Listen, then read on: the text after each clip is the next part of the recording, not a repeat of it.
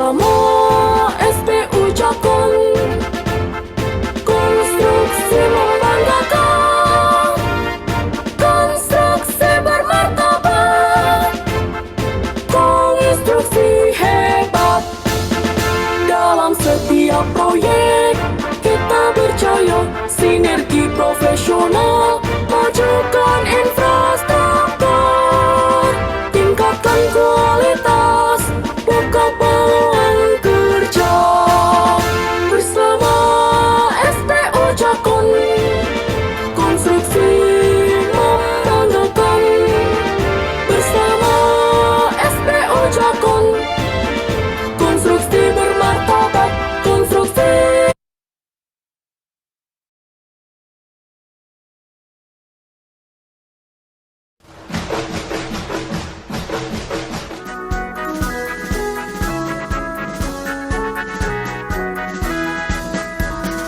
Kami para ahli konstruksi Indonesia bernaung di bawah panji IAKI, membentuk tenaga ahli konstruksi profesional berdaya saing tinggi, menjunjung tinggi norma-norma jasa konstruksi.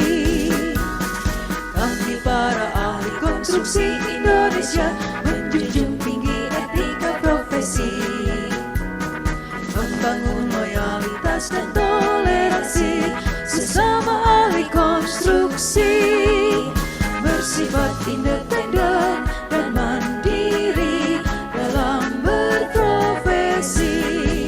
Ikatan ahli konstruksi Indonesia mendukung program pemerintah, loyal terhadap kebijakan dalam pembangunan Indonesia. Semoga IAKI tetap jaya dalam lindungan Tuhan.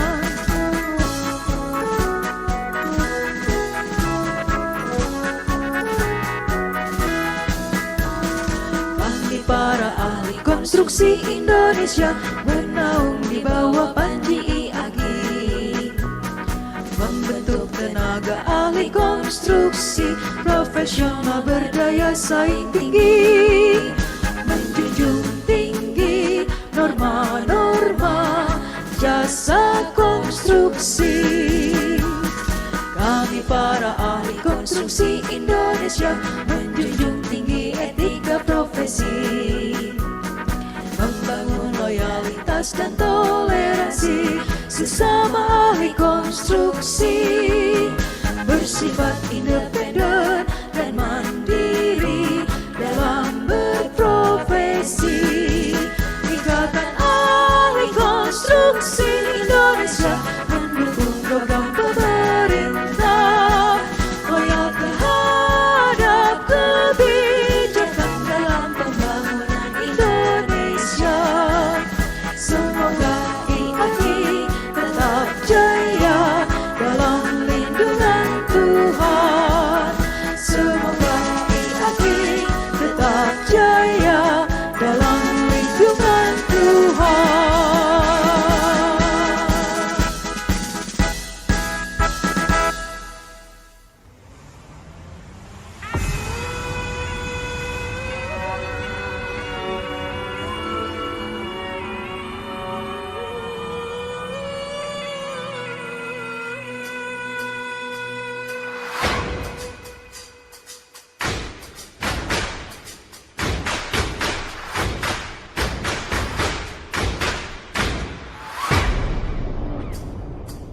Salam alaikum kami ucapkan para undangan yang baru dekat karena salam nawikan sunnah jangan memat tanda mulia. Salam alaikum kami ucapkan para undangan yang baru dekat, salam sejahtera semua kita pendidikan bangsa damai sentosa.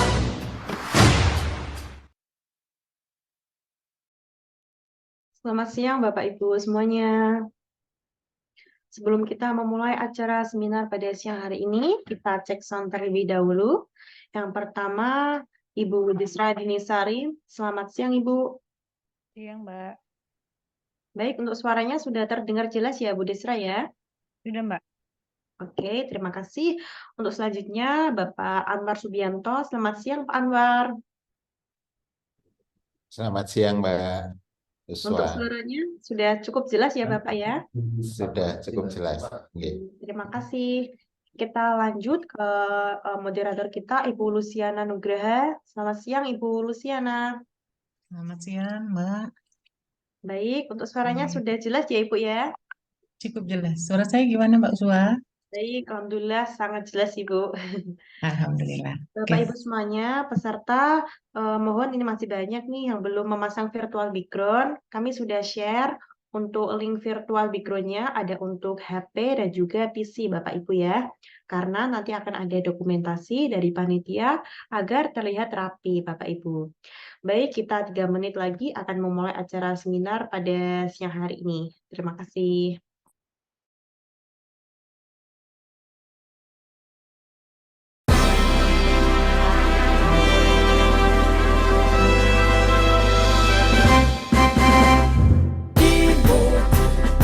Peri tercinta bersinar dalam kemajuan.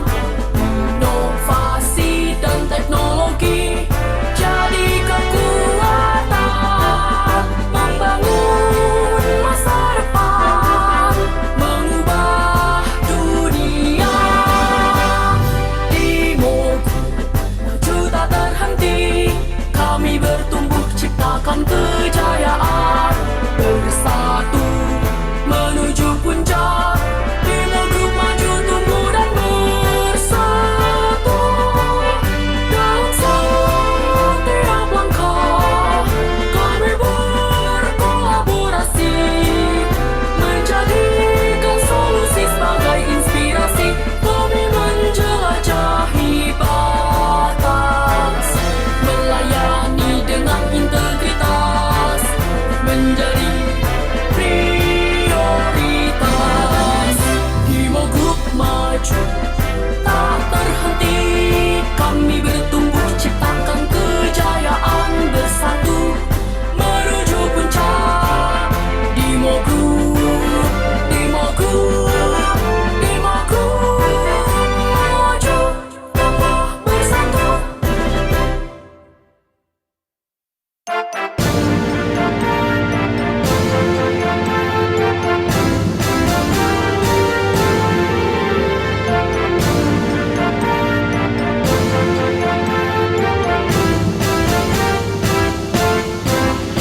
Asosiasi SPU Jakon, silaturahmi badan usaha, jasa konstruksi, bangun sinergi, komitmen teguh, berkarya untuk negeri tercinta.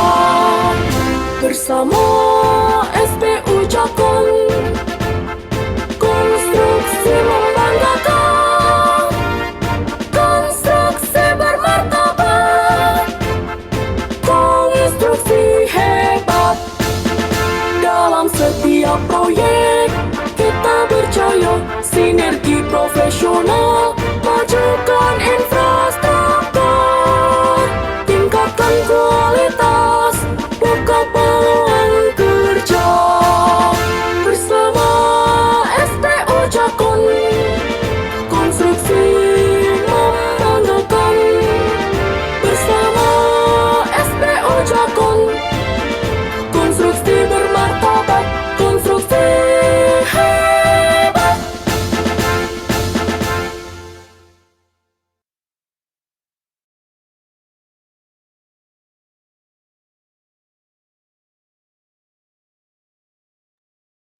Baik, Bapak Ibu semuanya, mohon izin kepada Bapak Anwar, kepada Ibu Desra, dan juga kepada Ibu Luciana untuk memulai seminar pada siang hari ini. Silakan, Mbak. Bapak Ibu peserta sekalian, mohon bisa memute suara agar nanti tidak mengganggu peserta lain dalam seminar. Baik, terima kasih. Yang terhormat Ketua Umum Hatsindo Bapak Insinyur Sularmo Diploma HE beserta jajarannya. Yang kami hormati Ketua Umum IAKI Bapak Supriyatna ST beserta jajarannya. Yang kami hormati Ketua Umum SBU Jakon Bapak Eko Herudianto beserta jajarannya. Yang kami hormati Ibu Desra Dinisari selaku Ketua Panitia. Yang kami hormati narasumber dan juga moderator seminar, dan yang saya banggakan Bapak Ibu peserta seminar yang berbahagia.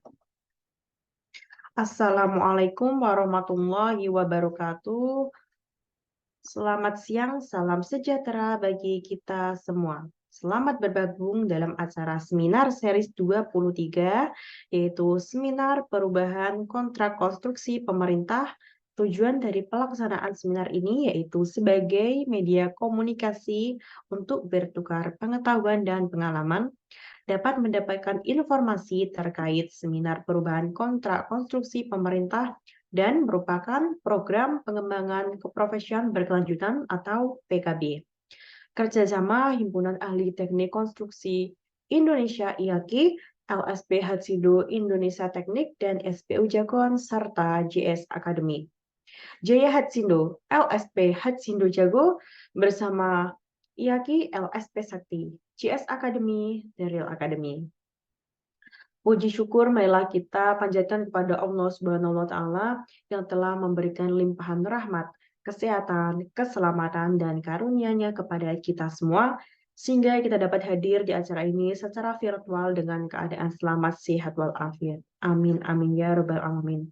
Sholawat serta salam, marilah senantiasa kita sanjungkan kepada junjungan besar Nabi Muhammad SAW yang selalu kita tunggu syafaatnya hingga hari akhir nanti. Walaupun dilaksanakan secara virtual, semoga tidak mengurangi kualitas dari kegiatan ini. Baik, selanjutnya saya sebagai pembawa acara memasuki acara yang pertama, yaitu pembukaan. Marilah kita buka dengan bacaan basmalah bersama-sama. Bismillahirrahmanirrahim. Yang kedua, menyanyikan lagu Indonesia Raya. Hadirin dimohon sikap duduk tegak.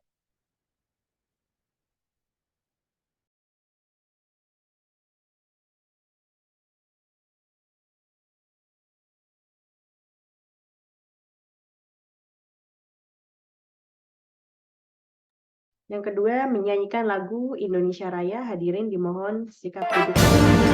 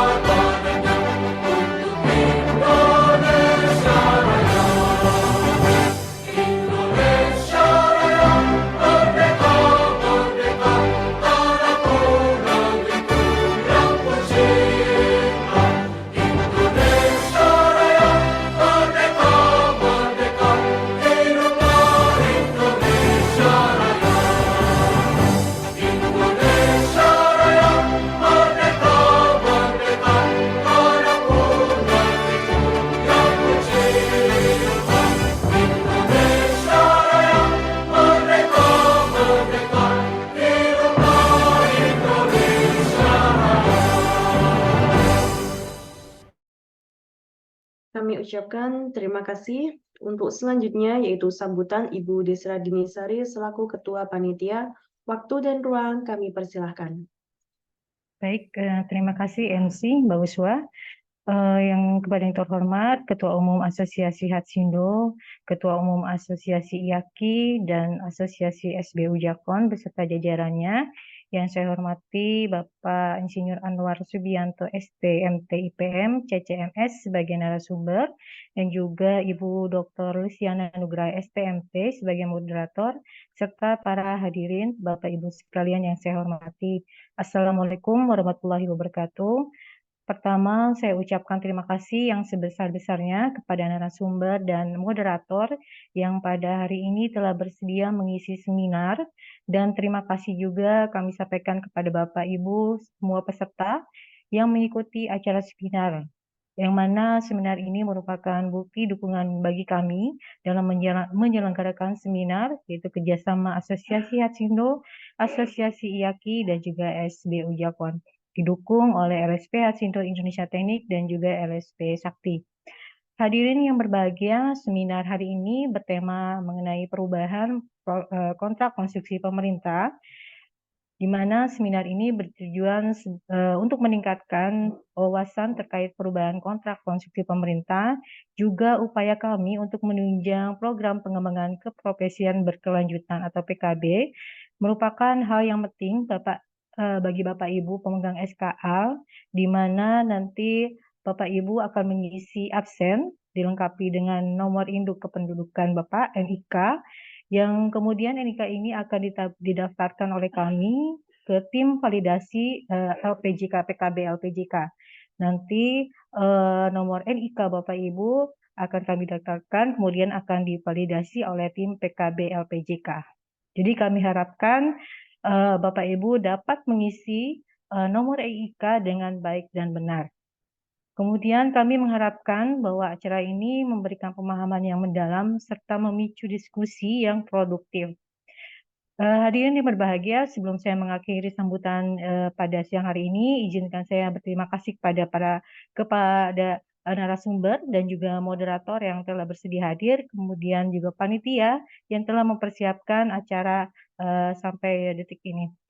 Dan terima kasih juga kepada Bapak Ibu hadirin yang telah bersedia hadir melalui Zoom pada siang hari ini. Demikian yang dapat saya sampaikan. Semoga seminar ini berjalan dengan lancar dan memberikan manfaat bagi Bapak Ibu semua. Selamat mengikuti seminar. Terima kasih. Wassalamualaikum warahmatullahi wabarakatuh. Waalaikumsalam warahmatullahi wabarakatuh. Terima kasih Ibu Desra Dinisari atas sambutan yang sangat luar biasa sekali. Untuk selanjutnya yaitu pembacaan doa.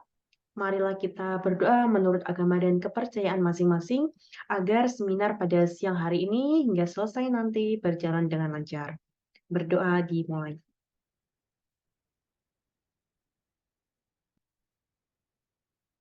Berdoa selesai. Untuk selanjutnya, sebelum kita memasuki ke acara inti, kita foto bersama dulu. Mohon dibantu panitia untuk pengambilan gambarnya. Bapak Ibu peserta, kita hidupkan semua ya untuk videonya. Hitungan ketiga. 1, 2, 3. 1, 2, 3. Baik, terima kasih Bapak Ibu semuanya. Untuk mempersingkat waktu, kami serahkan acara kepada moderator, yaitu Ibu Dr. Luciana STMT. Waktu dan ruang kami persilakan. Terima kasih Pak Joshua telah memberikan kesempatan ya untuk kita untuk memulai acara inti. Pertama-tama saya minta untuk memperkenalkan dulu, saya adalah Luciana. Saya merupakan salah satu anggota Asosiasi IAKI, juga merupakan salah satu staf pengajar di Universitas Tanjung Pura. Nah, di sini pertama-tama saya berterima kasih dulu kepada Bapak Ketua Umum Asosiasi Hatsindo, Bapak Ketua Umum Asosiasi IAKI, dan Ketua Umum Asosiasi SBU Jakon. Maksud dan seminar ini adalah ditujukan untuk agar dapat meningkatkan wawasan dan pemahaman. Hari ini kita bicara tentang perubahan kontrak konstruksi pemerintah, serta meningkatkan pengetahuan untuk pelaku jasa konstruksi terhadap perubahan kontrak konstruksi pemerintah tersebut, ya, terutama untuk tenaga ahli pemegang SKK yang merupakan anggota dari Asosiasi Hatsindo, IAKI, dan SBU Jakpon. Baiklah Bapak Ibu, sesuai tadi saya katakan awal bahwa tema dari webinar seri hari ini adalah perubahan kontrak konstruksi pemerintah. Nah, hari ini kita ditemani oleh Bapak Insinyur Anwar Subianto, STMT, IPN, dan CCMS. Nah, Bapak akan berbagi pengetahuan kepada kita mengenai tadi ya, perubahan kontrak konstruksi dari pemerintah. Mungkin sebelumnya saya mengingatkan kembali bahwa nanti di tengah acara, tepatnya di tengah sesi tanya jawab, nanti ada dibagikan link absen. Jangan lupa Bapak Ibu untuk mengisi link absen tersebut karena nanti sertifikatnya dapat digunakan ya untuk menambah poin saat Bapak Ibu memperpanjang SKK. Ya, ada beberapa syarat ya. Untuk jenjang 7 menurut informasi 100 poin, jenjang 8 Bapak Ibu harus mengumpulkan 150 poin, dan jenjang 9 200 poin ya. Begitu kira-kira nanti. Oke, sebelum kita mulai, mungkin katanya tak kenal maka tak sayang. Saya mungkin sedikit membacakan CV mengenai Pak Anwar ya, Pak Anwar. Oke, terima kasih sudah ini dapat Bapak Ibu lihat bersama bahwa Pak Anwar ini merupakan alumni ya, lulusan dari Universitas Diponegoro dan merupakan ahli teknik bangunan gedung dan ahli K3 konstruksi serta memiliki beberapa sertifikat mengenai kontrak. Oke. Kemudian ada beberapa keahlian ya, Bapak Anwar Subianto ini salah satunya merupakan pemberi keterangan ahli, juga arbiter ya. Jadi arbiter ini berfungsi nanti kalau ada klaim-klaim, kemudian asosiasi masuk terhadap asesor keahlian teknik. Nah, Pak Anwar Subianto ini merupakan dosen ya, jadi satu profesi ini sama saya sebenarnya Pak Anwar ya Pak. Ini tapi dia bukan di Undip nih. Saya pikir tadi Bapak di Undip juga nih. Unwiku Purwokerto. Selain itu Bapak juga aktif ya, Pak Anwar ini aktif di konsultan konstruksi maupun yang procurement serta di dinas PUPR. Berikut adalah beberapa pengetahuan mengenai Pak Anwar ya. Kemudian, tapi ini sebelum kita mulai paparan Pak, ada pesan dari LSP Hatsindo ini. Pesan sponsor barangkali ya, promosi. Silakan Mas Kakak disampaikan dahulu.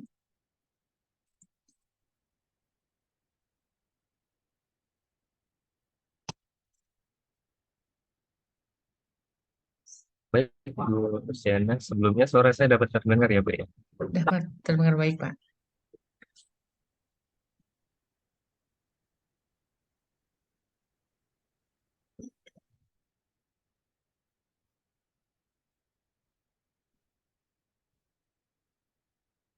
Baik, terima kasih kepada Bu Luciana atas kesempatan yang diberikan kepada saya. Mohon izin pada kesempatan siang hari ini saya akan sedikit mempromosikan terkait LSP Hatsindo. Jadi lembaga sertifikasi profesi Hatsindo Indonesia Teknik atau LSP Hatsindo merupakan LSP pihak ketiga dengan asosiasi pengusungnya adalah Himpunan Ahli Teknik Konstruksi Indonesia atau Hatsindo itu sendiri, yang telah terakreditasi di Kementerian Pekerjaan Umum dan Perumahan Rakyat nomor 1410/KPTS/M/2020 tentang Asosiasi Badan Usaha Jasa Konstruksi, Asosiasi Profesi Jasa Konstruksi, dan rantai pasok jasa konstruksi terakreditasi. LSP Hatsindo Indonesia Teknik sendiri berkedudukan di Jakarta Selatan, Provinsi DKI Jakarta, dan dalam pelaksanaan sertifikasinya melalui tempat uji kompetensi atau TUK di seluruh wilayah di Indonesia. Selanjutnya untuk visi misi dan sasaran mutu dapat dilihat di layar. Untuk mempersingkat waktu, saya lanjut ke tempat uji kompetensi LSP Hatsindo Indonesia Teknik. Untuk tempat uji kompetensi atau TUK, LSP Hatsindo memiliki 167 TUK yang tersebar di seluruh wilayah di Indonesia, seperti itu. Jadi Bapak Ibu sekalian bisa cek nanti di BNSP, bisa dilihat juga TUK Hatsindo di mana aja, seperti itu. Selanjutnya untuk persyaratan permohonan sertifikat kompetensi kerjanya atau SKK-nya, yang pertama fotokopi KTP, selanjutnya fotokopi ijazah yang telah dilegalisir, lalu fotokopi NPWP, pas foto 3x4 berwarna, referensi kerja dari perusahaan, dan sudah mengisi akun e-simpan untuk persyaratan pendidikan sesuai dengan Permen PUPR nomor 8 tahun 2022. Untuk daftar skema LSP Hatsindo, saat ini ruang lingkup atau klasifikasi LSP Hatsindo Indonesia Teknik itu adalah sipil, dan jumlah jabkernya ada 55 jabatan kerja untuk sementara. Bisa dilihat atau juga mungkin bisa di screenshot ya. Dan selanjutnya jika Bapak Ibu berkenan untuk membuat SKK di bidang sipil dan jabkernya tertera pada layar ini, silakan menghubungi customer service LSP Hatsindo di nomor 0811 185 070, atau juga bisa menghubungi kami melalui email maupun sosial media LSP Hatsindo. Bisa ditanyakan juga nanti untuk ijazah saya, misal sipil, bisa ambil apa, seperti itu. Silakan menghubungi customer service untuk info selanjutnya. Demikian singkat dari saya, Bu Luciana. Saya kembalikan kepada Bu Luciana selaku moderator. Terima kasih, Bu. Ya, terima kasih Mas Kakak. Nah, berikutnya kita masuk ke acara inti ini, penjelasan dari Pak Anwar Subianto ya mengenai kontrak. Kita ketahui bersama bahwa kontrak konstruksi itu penting sekali, mengikat antara pengguna dan penyedia jasa khususnya di pemerintah. Tapi Bapak Subianto ini akan fokus kepada perubahan kontrak ya Pak. Silakan Pak Subianto, kira-kira 30 menit Pak. Waktu dan tempat kami persediakan. Silakan Pak.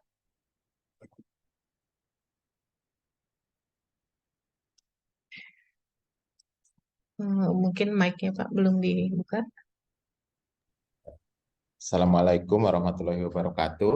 Waalaikumsalam warahmatullahi. Jadi siang ini kita akan mendiskusikan ya, berdiskusi karena mungkin dari Bapak Ibu sekalian juga ada yang lebih berpengalaman atau lebih menguasai terkait kontrak konstruksi tentunya. Sekali lagi saya ucapkan, saya sampaikan salam hormat untuk Ketua IAKI, Ketua Hatsindo, Ketua JS dan JS Academy, dan tentunya LSP yang tergabung dalam seminar siang hari ini. Juga terima kasih pada Bapak Ibu sekalian yang telah hadir siang hari ini, meluangkan waktunya untuk bisa bersilaturahmi melalui online ini. Kepada moderator terima kasih, kepada pembawa acara juga terima kasih. Jadi mari kita belajar bersama terkait perubahan kontrak konstruksi pemerintah yang selama ini masih banyak yang belum sepaham itu. Jadi kita hari ini ingin sepaham terkait perubahan yang kita alami apabila kita berkontrak dengan pemerintah. Baiklah, saya share materinya.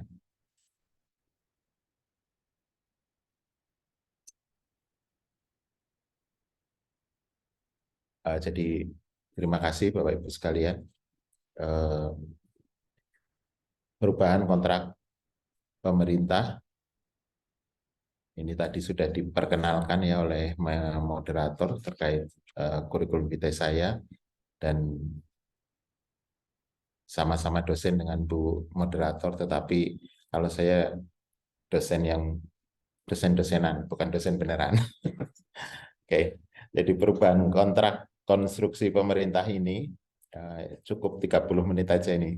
Sudah jalan 4 slide, kurangi nanti slide terakhir 1, berarti 33 menit lah paling lama.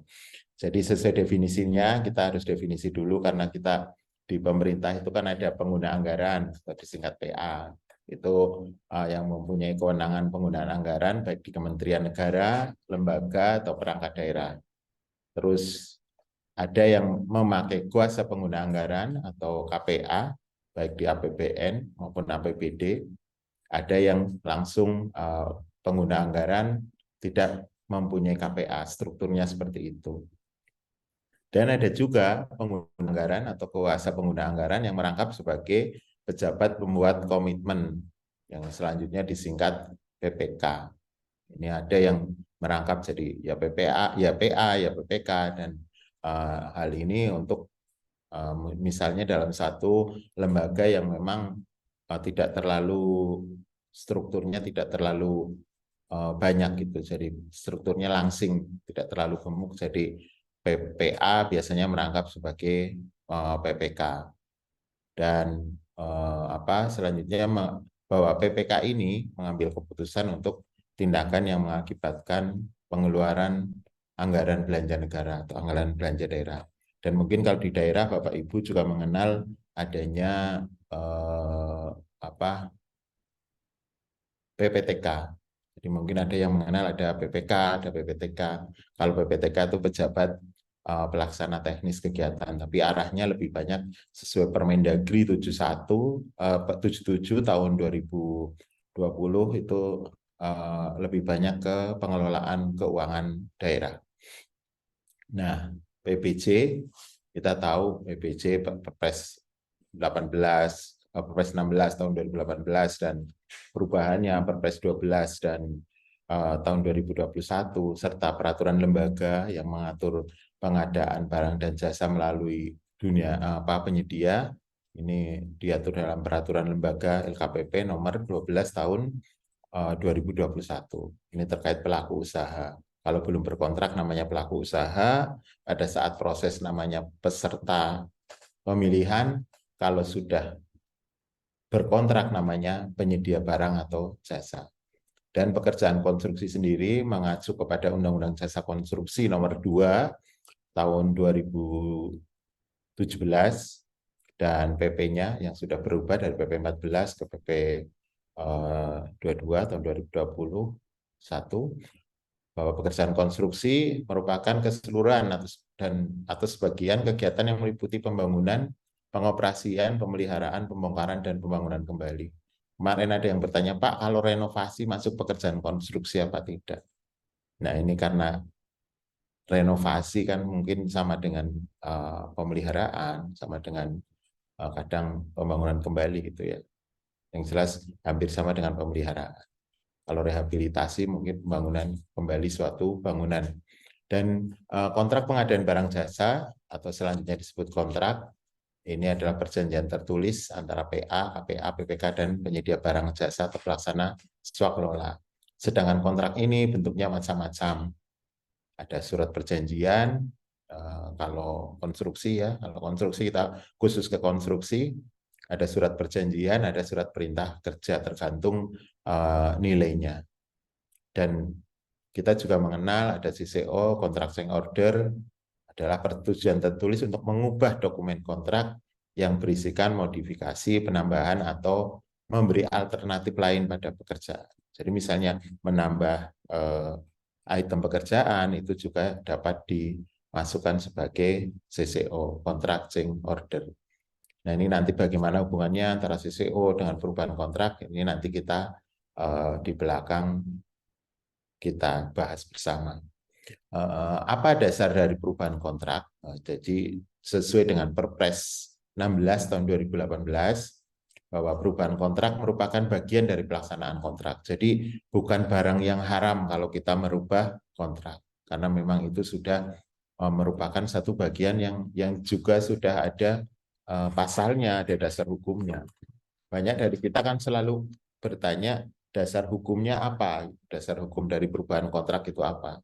Nah, ini dasar hukumnya sesuai Perpres 16 tahun 2018 pasal 52 bahwa salah satu dari kegiatan pelaksanaan kontrak adalah perubahan kontrak itu sendiri. Dan menurut Undang-Undang Nomor 2 tahun 2017 tentang jasa konstruksi tentunya pada pasal 46 ayat 2 bahwa bentuk kontrak kerja konstruksi dapat mengikuti perkembangan kebutuhan dan dilaksanakan sesuai dengan ketentuan peraturan perundang-undangan. Jadi kalau memang kebutuhan di lapangan berkembang atau berubah, ya mestinya kontrak konstruksinya juga boleh diubah. Begitu juga dengan di pasal 54 Perpres 16 tahun 2018 bahwa dalam hal terdapat perbedaan antara kondisi lapangan pada saat pelaksanaan dengan gambar dan atau spesifikasi teknis atau KAK yang ditentukan dalam dokumen kontrak, PPK bersama penyedia dapat melakukan perubahan kontrak. Nah, perubahan kontrak ini melalui oh ini full ya. Maaf, ini sebentar.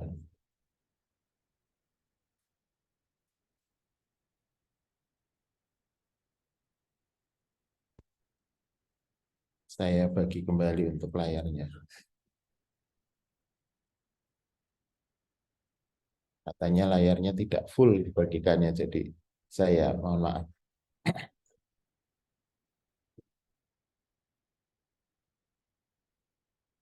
Sudah full Bapak Ibu atau masih ada yang kurang?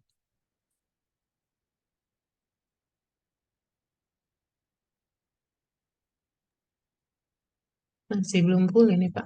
Masih belum full ya? Iya, Pak. Oh, ini karena saya ada. Oke. Sudah Ya. full ya, Pak? Ya? Sudah, Pak. Full. Silakan. Ya. Berarti memang harus Di... Oke. Lanjut, Pak. Silakan. Soalnya kami memakai LCD untuk lebih besar ya, mohon maaf. Iya. Jadi sesuai pasal 54 Perpres 16 tahun 2018 bahwa perubahan kontrak ini boleh menambah atau mengurangi volume yang tercantum di dalam kontrak dan menambah atau mengurangi jenis kegiatan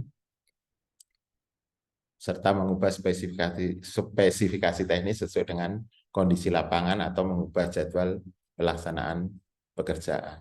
Jadi ini ada 4 ini yang diperbolehkan oleh Perpres 16 tahun 2018 pasal 54. Selanjutnya dalam hal perubahan kontrak sebagaimana dimaksud pada ayat 1 mengakibatkan penambahan nilai kontrak. Nah, ini diatur kalau dulu CCO itu maksimal 10% perubahan di dalamnya. Nah, kalau perubahan sekarang perubahan kontrak itu boleh nambah harga 10%. Misalnya tadinya 100 jadi 110 itu boleh. Tapi kalau dulu kan di dalamnya CCO-nya CCO tidak boleh lebih dari 10%. Kalau sekarang bukan lebih dari 10%, tapi anggarannya. Tapi kita tahu sendiri anggaran pemerintah itu sangat sulit ya, istilahnya prosesnya panjang, prosesnya lama gitu. Jadi itu yang kadang sudahlah, yang penting CCO-nya di dalam aja tapi nilai kontraknya tidak berubah.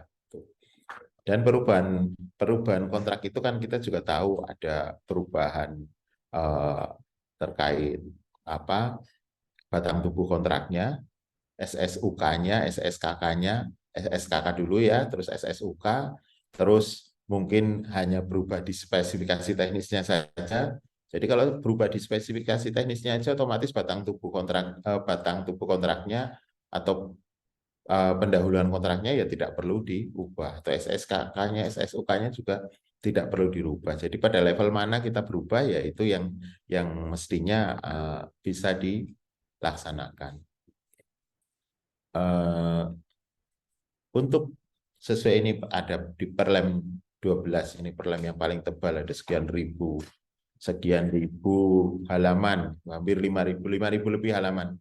Jadi Bapak Ibu sekalian tidak perlu menghafal, tapi itulah kenyataannya bahwa Perlem itu 5.000 halaman karena mengatur semuanya.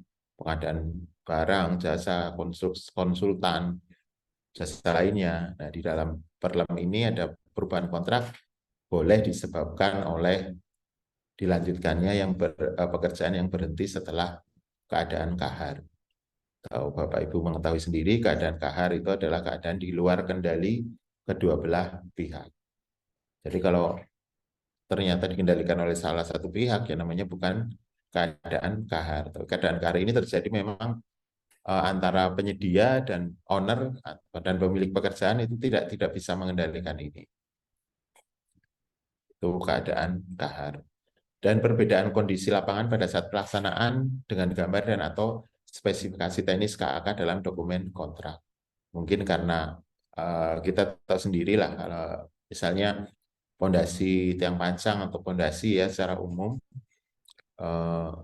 pengujian tanah kan hanya sampling saja, tidak semuanya seluruh lokasi diuji. Jadi sampling ini yang nanti mungkin pada saat pelaksanaan, oh ternyata tanah kerasnya di sini berbeda dengan di sisi yang lain, gitu, kedalaman tanah kerasnya, dan itu kan jelas membutuhkan penyesuaian terhadap kondisi lapangan. Dan secara administrasi juga boleh berubah. Contohnya, misalnya ada mutasi pejabat, PPK-nya dimutasi ke tempat lain, atau ke OPD lain, atau ke lembagian yang lain. Jadi tidak mungkin dia meneruskan menjadi PPK di OPD tersebut atau di organisasi tersebut. Ada juga pergantian nomor rekening penyedia. Boleh berubah, boleh. Misalnya, kok ternyata perusahaannya dijual harus berubah direktur, ya boleh-boleh saja karena itu kan proses bisnis, tidak bisa dilarang-larang itu. Jadi, tapi kalau dari awal perusahaan induk kok pada saat kontrak perusahaan cabang ya itu tidak diperbolehkan. Dan pengakhiran pekerjaan itu juga harus ada addendum final. Jadi nanti membayarnya ya berdasarkan addendum final yang berisi perubahan akhir dari satu kontrak. Itu seperti itu. Nah, ternyata sudah 15 menit. Selanjutnya, Bapak Ibu sekalian, jadi tadi ada 3 faktor perubahan kontrak. Ini yang keempat adalah perbedaan kondisi lapangan dengan desain. Itu tadi sudah disampaikan. Dan perbedaan kondisi lapangan akibat terbatasnya biaya desain, sehingga desain disusun secara prototipe atau sederhana dan kurang detail. Itu jadi hampir semua itu kita pernah mengalami itu. Ada salah satu lembaga ya, itu jadi dari Sabang sampai Merauke bentuknya sama. Padahal kan jelas kalau tanah aja satu kabupaten, satu kota itu beda, kecamatan aja tanahnya berbeda. Nah ini dari Sabang sampai Merauke desain bangunan atasnya, bangunan bawahnya itu disamakan semua. Dan ternyata setelah dilakukan pembangunan beberapa unit di beberapa provinsi yang berbeda, ya harus disesuaikan dengan kondisi geologis tempat bangunan itu didirikan. Dan selanjutnya desain yang disiapkan bersifat sederhana, sehingga finalisasi diserahkan sepenuhnya pada para pihak pada saat pelaksanaan pekerjaan menyesuaikan kondisi lapangan yang ada secara aktual. Jadi sederhana saja langsung tenderkan. Terus juga ada perbedaan persepsi antara perencana dengan owner, karena ini mungkin pada saat penyusunan perancangan perencana tidak melibatkan owner, apalagi melibatkan end user, itu sangat disayangkan karena mesti nanti ada banyak perubahan di pelaksanaan kontraknya. Dan yang ke-9, hasil pengukuran ulang di lapangan secara detail setelah kontrak itu ditandatangani melalui mutual check. Jadi mungkin berubah di saat MC0. Yang ke-10, pekerjaan yang ditetapkan dalam desain dengan kebutuhan nyata di lapangan, utamanya pekerjaan substansi konstruksi, yaitu tadi misalnya sumuran, terus menjadi tiang pancang, itu walaupun mungkin lebih cepat, dan itu kan menyebabkan perubahan-perubahan yang sebenarnya sudah diakomodir. Jadi jangan dipersulit. Kadang-kadang kita mempersulit diri sendiri, harusnya sudah bisa berubah, jadi tidak diubah. Dan yang ke-11 itu kebutuhan perubahan setelah pekerjaan dilaksanakan yang disebabkan oleh beberapa faktor. Misalnya tata letaknya berubah atau site plan-nya berubah. Beberapa hari yang lalu kami menemui pada saat pendampingan, jadi salah satu badan usaha milik daerah yang mengurusi air bersih itu membuat gedung, tapi ternyata setelah pelaksanaan, pada saat pelaksanaan di bawah tanahnya ada saluran pipanya, di pipa air bersihnya ada di situ. Jadi otomatis digeser untuk site plan-nya menyesuaikan dengan pipa yang sudah tertanam. Kalau jalan itu penyesuaian di desain geometri jalan. Dan penggantian jenis pekerjaan struktur secara lebih tepat karena kondisi lapangan sesungguhnya. Nah, ketentuan pekerjaan tambah ini, satu, tadi sesuai pasal 55, tidak melebihi 10% dari harga yang tercantum dalam perjanjian kontrak awal, dan tentu saja tersedia anggaran untuk pekerjaan tambah. Dan dapat diberikan tambahan waktu untuk pelaksanaan pekerjaan. Tapi ketentuan ini juga kembali ke yang berkontrak. Kadang-kadang kita menemui owner yang, oh ini sesuai aturan keuangan tidak bisa waktunya ditambah karena sudah akhir tahun. Sebenarnya ya kembali lagi bisa sampai tahun berikutnya, tapi itu juga memerlukan regulasi tertentu yang kadang-kadang pemerintah daerah setempat atau kementerian belum menyediakan regulasi atau payung hukumnya. Jadi sekali lagi bisa saja sampai tahun berikutnya, tetapi kita harus kembali kepada regulasi dan prosedur penatausahaan keuangan di mana owner itu memberikan pekerjaan kepada penyedia. Kalau memang memungkinkan sampai tahun berikutnya, maka bisa ditambahkan waktu sampai tahun berikutnya. Tetapi kalau memang belum atau belum ada regulasinya, lebih baik diselesaikan pada saat bulan akhir tahun atau bulan Desember. Nah, untuk pemeriksaan dalam rangka perubahan kontrak, pejabat penandatangan kontrak dapat menetapkan tim ahli atau tenaga ahli. Ini terutama mungkin untuk lembaga-lembaga non teknis di luar KPU-an ya. Kalau orang PU kan mungkin sudah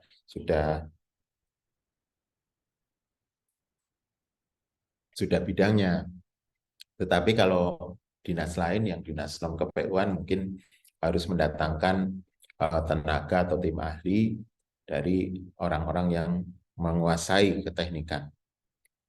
Nah, perubahan kontrak tersebut dapat dilaksanakan apabila disetujui oleh para pihak tentunya.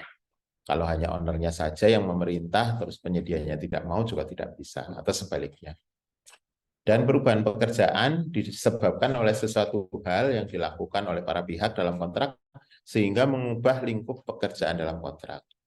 Atau yang kedua, perubahan jadwal pelaksanaan pekerjaan akibat adanya perubahan pekerjaan. Jadi karena kalau perubahan pekerjaan bisa saja mengubah jadwal pelaksanaan pekerjaan. Tetapi ada yang tidak mengubah itu karena mungkin banyak pertimbangan atau memang dihitung waktunya masih mencukupi. Itu. Mungkin kalau pengurangan juga berubah lagi menjadi pengurangan pekerjaan, item pekerjaan akan mengubah jadwal, misalnya akan lebih singkat lagi. Nah, perubahan harga kontrak bisa saja terjadi karena bukan barang budget. Jadi tadi ada kesempatan 10%, ada sisa tender 20% itu. Kan kemarin ada tren penawaran di angka 80%, berarti kan sisa tendernya 20% dari HPS.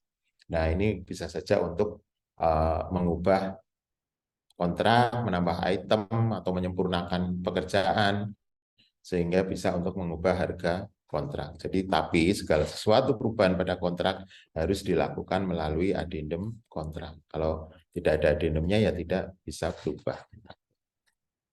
Nah, jenis adendum kontrak ini akibat perubahan lingkup pekerjaan atau CCO atau sering disebut tambah kurang terbagi menjadi 4, yaitu adendum tambah kurang dengan nilai kontrak tetap, jadi perhitungan tambah kurang pada volume pekerjaan, total nilai kontrak bersifat tetap atau balan budget, tadi saya sudah sebutkan di depan. Dalam perubahan kontrak jenis ini, pihak yang terlibat adalah PPK, penyedia jasa konsultan atau pengawas atau MK, dan pelaksana pekerjaan. Ada tiga pihak yang terlibat, PPK, konsultan pengawas atau MK, dan pelaksana pekerjaan. Ada juga adendum tambah kurang, nilai kontraknya bertambah. Dan perhitungan tambah kurang itu terdapat item pekerjaan baru, nilai tambahnya maksimal 10%, dan dalam perubahan kontrak jenis ini, pihak yang terlibat adalah PPK, konsultan MK, pelaksana pekerjaan, dan pejabat yang bertanggung jawab pada desain. Kadang ada yang punya panitia peneliti pelaksanaan kontrak atau P3K, kadang ada yang tidak. Jadi sebenarnya di Perpres sendiri sudah diakomodir panitia peneliti pelaksanaan kontrak, tetapi ada yang memakai, ada yang tidak. Dan karena penambahan anggaran 10%, maka harus menyampaikan izin kepada pengguna anggaran atau pada kuasa pengguna anggaran. Jadi diizinkan atau tidak. Kalau tidak diizinkan berarti kembali ke PPK. Jadi tidak perlu ada tambah kurang kalau memang tidak diizinkan. Dan yang ketiga adalah nilai kontraknya tetap, tapi target atau sasarannya berubah. Jadi perhitungan tambah kurangnya ada terhadap item pekerjaan baru, terus total nilai kontraknya tetap, balan budget ya, dan mungkin ada perpanjangan waktu. Sama perubahan ini tapi tidak melibatkan karena tidak ada perubahan nilai kontrak, maka hanya sampai PPK, penyedia, pengawas, dan tentu saja kontraktor dan pejabat yang bertanggung jawab pada desain, bisa saja konsultan perencana, dibantu oleh konsultan perencana, dan panitia peneliti pelaksanaan kontrak. Dan yang keempat adalah berubah, ada addendum, nilai kontraknya bertambah, target atau sasarannya berubah, volumenya bertambah, dan terdapat penambahan nilai 10%. Atau ada review desain dan harus memiliki justifikasi teknis. Dalam perubahan kontrak jenis ini, pihak yang terlibat adalah PPK, konsultan pengawas atau MK, dan pelaksana pekerjaan, serta pejabat yang bertanggung jawab terhadap desain, panitia peneliti pelaksanaan kontrak, dan tentu saja pengguna anggaran atau kuasa pengguna anggaran setelah ada rekomendasi tim teknis terkait justifikasi teknis terhadap perubahan tersebut. Tapi sebenarnya dalam semua perubahan itu kita harus ada justifikasi teknisnya kenapa hal tersebut harus berubah. Terus perubahan lingkup pekerjaan berkurang perubahan lingkupnya, dan perubahan pokok lain yang tentu saja harus terdapat justifikasi teknis. Karena ada perubahan jenis kontrak ini, P3K, PPK terlibat, P3K juga terlibat, dan pejabat penanggung jawab desain serta P3K harus juga mendapatkan izin dari pengguna anggaran karena lingkupnya berkurang. Jadi lingkup pekerjaannya berkurang. Itu juga harus mendapatkan izin dari pengguna anggaran. Terus addendum akibat perubahan jadwal waktu atau pelaksanaan pekerjaan atau disering disebut addendum waktu. Kalau tadi addendum harga. Nah, akibat penyesuaian harga atau eskalasi ini terutama pada kontrak multi-years. Kalau kontrak multi-years berarti boleh berubah setelah apabila kontraknya lebih dari 18 bulan dan perubahannya setelah bulan ke-13. Dampak perubahan kontrak adalah satu, perubahan nomor kontraknya jelas harus berubah juga. Perubahan jangka waktu, pergeseran waktu pelaksanaan kontrak.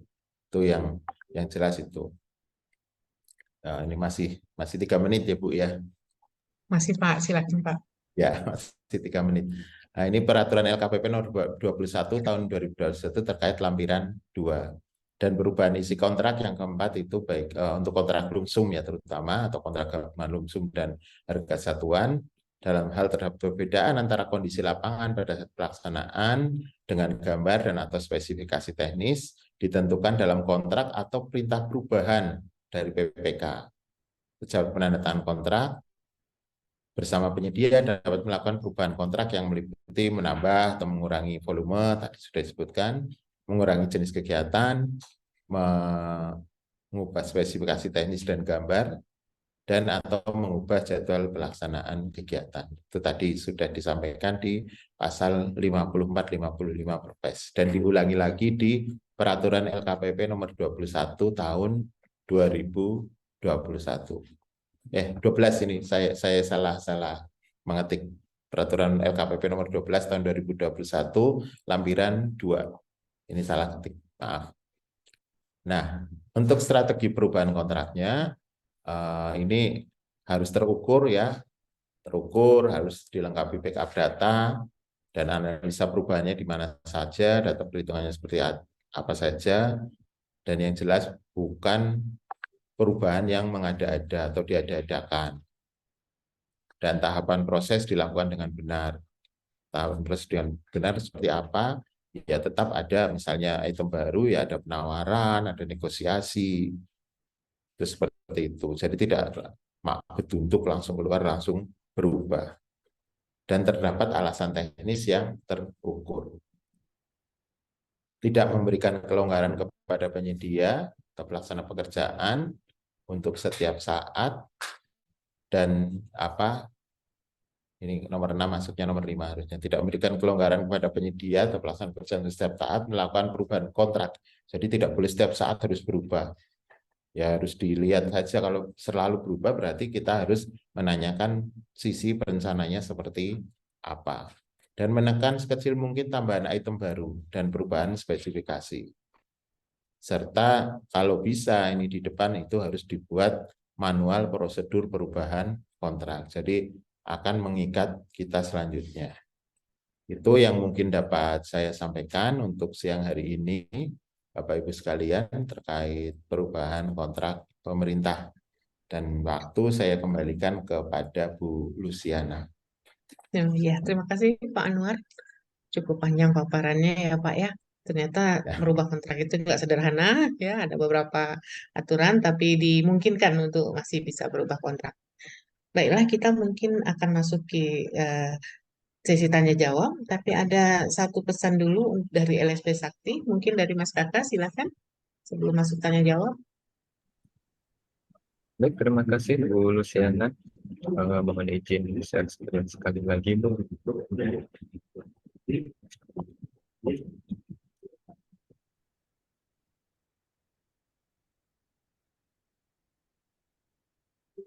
Ya, selamat siang menjelang sore, Bapak Ibu sekalian. Terima kasih kepada Bu Luciana atas kesempatan kedua yang diberikan kepada saya. Jadi kali ini mohon izin saya akan sedikit promosi mengenai LSP Sakti. Jadi LSP Sakti ini adalah lembaga sertifikasi profesi, sertifikasi konstruksi teknik YAKI atau yang biasa kita sebut LSP Sakti. LSP Sakti ini merupakan LSP pihak ketiga dengan asosiasi pengusungnya adalah Asosiasi Konstruksi Ikatan Konstruksi Indonesia atau IAKI itu sendiri.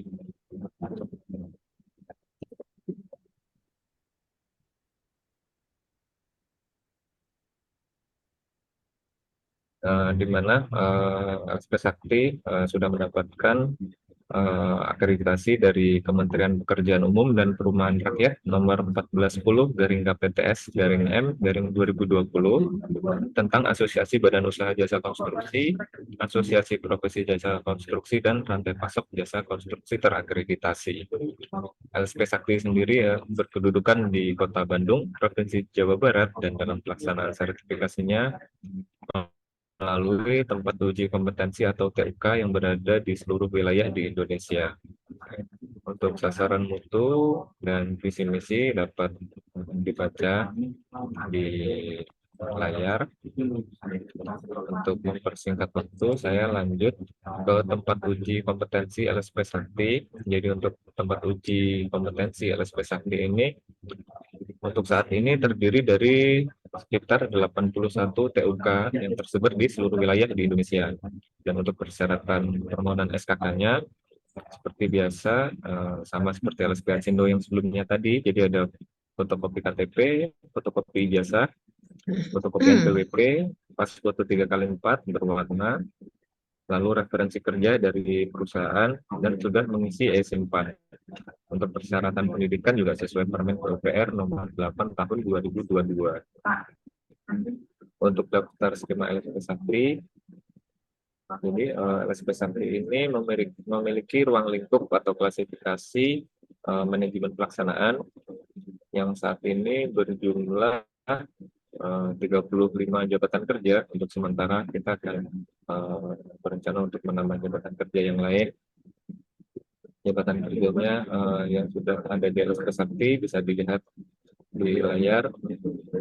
Jadi sesuai dengan tema pada PKB siang hari ini, LSP Sakti juga ada memiliki jabatan kerja di bidang kontrak kerja konstruksi seperti itu. Untuk jabatan kerja lain ada keselamatan konstruksi, K3 konstruksi, manajemen konstruksi, quantity surveyor, dan masih banyak lagi. Jika Bapak Ibu sekalian berminat untuk membuat SKK di bidang manajemen pelaksanaan atau bertanya mengenai persyaratan permohonan, bisa menghubungi customer service LSP Sakti di 0821 1021 0357 atau juga bisa melalui email dan juga media sosial LSP Sakti yang dapat dilihat di layar.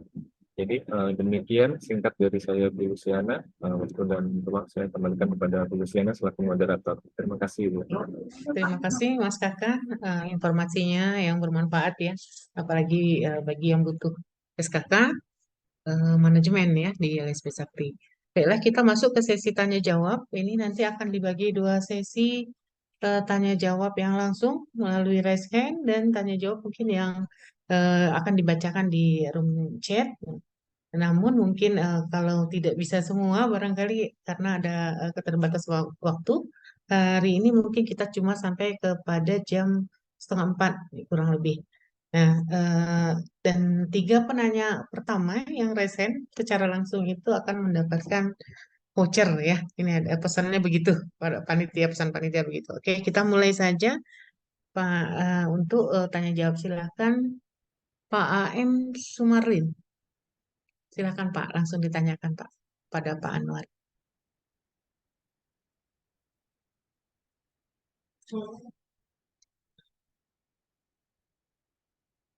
Belum terdengar Pak suaranya Pak.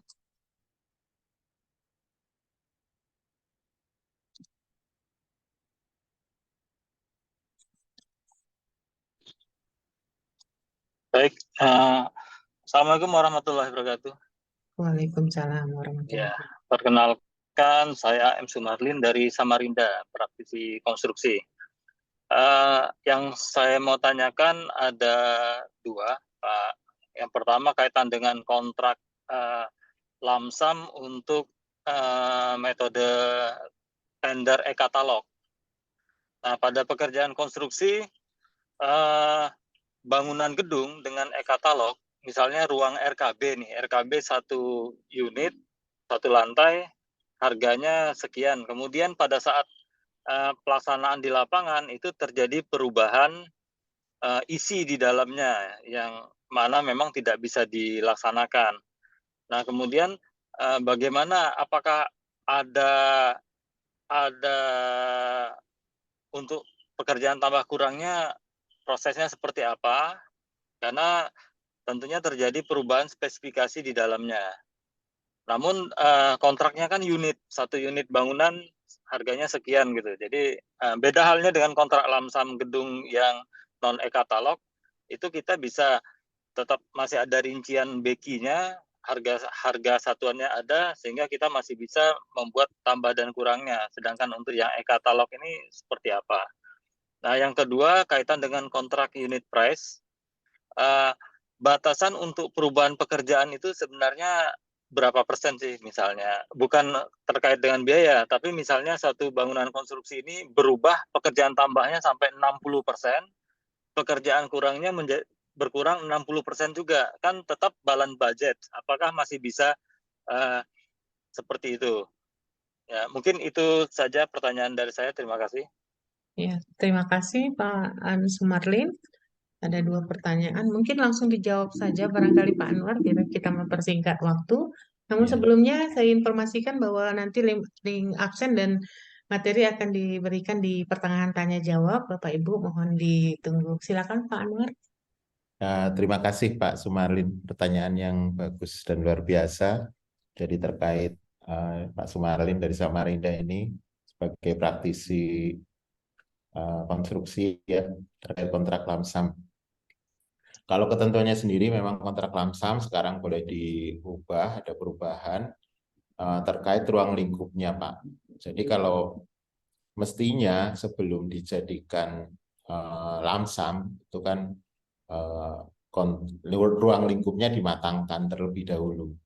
Jadi kalau ruang lingkupnya, kadang kan kita tergesa-gesa ini, akhir-akhir ini kan e-katalog terus terang itu hanya untuk mengejar target bahwa semua harus e-katalog. Jadi mungkin akhirnya kejadiannya seperti ini, dalemannya harus berubah, isinya, sementara dilamsamkan atau di e-katalogkan itu. Jadi sebenarnya ya itu tadi kembali lagi bahwa perubahan kontrak lamsam itu ya terkait perubahan ruang lingkupnya. Kalau ruang lingkupnya terinci, ya perubahannya ada di situ. Tetapi karena memang kita akhir-akhir ini memang istilahnya mengejar target bahwa semua harus di-e-katalogkan. Ya memang kalau bentuk prototipe atau purwarupa atau sudah bentuk sederhana dan terstandar itu memang boleh di-e-katalogkan. Tetapi kalau belum terstandarkan, misalnya ada kemungkinan seperti ini untuk berubah, mestinya bentuk kontraknya pun jangan, atau pengadaannya pun itu bukan e-katalog. Karena memang e-katalog sebenarnya kan hanya salah satu pilihan dari strategi dari bentuk metode pengadaan.